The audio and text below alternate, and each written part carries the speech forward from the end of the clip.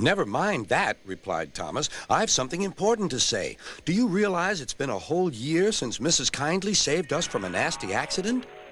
You remember when she was ill in bed and—" "Yes, of course," interrupted Edward. "You told us how she waved her red dressing gown out of her window to warn you about a landslide ahead." "And you and Toby gave her presents?" Percy joined in. "And Sir Topham Hatt sent her to the seaside to get better." "But," said the other engines, "the rest of us never thanked her properly." "Exactly," said Thomas. "So now I think we should all give her a special Christmas party." Everyone was getting very excited, and the drivers felt sure that Sir Topham Hatt would agree, as indeed he did. The engines were all busy making plans when silence fell. Sir Topham Hatt had bad news. "The weather's changed badly. Mrs. Kindly is snowed up.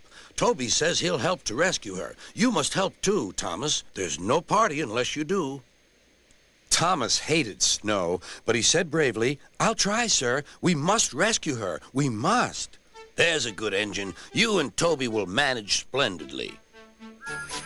Thomas charged the snowdrifts fiercely. Sometimes he swept them aside. Sometimes they stuck fast, and the men had to loosen them.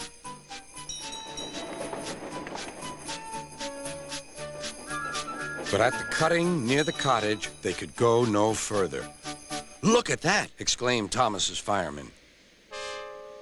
"Beep, beep! Here we are!" An answering wave came from an upstairs window. Then they heard a familiar sound. "That's Terence, the tractor," said Thomas. "He's come to help too." Sure enough, Terence had a snowplow and was working hard to clear a patch to the railroad line and safety. At long last, the rescue was complete. Percy took the tired workmen home. Terence said goodbye to Mrs. Kindly and promised to take care of her cottage as he watched them all set off. The engines made good time. No more snow had fallen, but the yard was dark. There was no one to be seen. Thomas's heart sank. Suddenly, all the lights went on. What a marvelous sight awaited Mrs. Kindly. "Well done," said Sir Topham Hatt. "I'm really proud of you all." Mrs. Kindly especially thanked the smaller engines. "Thomas and Toby are old friends," she said. "And now, Percy, you are my friend too." Percy was very pleased. "3 cheers for Mrs. Kindly," he called. "Beep, beep, beep." They all whistled. "We wish you a Merry Christmas, we wish you a Merry Christmas, we wish you a Merry Christmas and a Happy New Year." Thomas the tank engine and his friends thought it was the best Christmas ever, and Mrs. Kindly could think of nowhere she would rather live than here with them on the island of Sodor.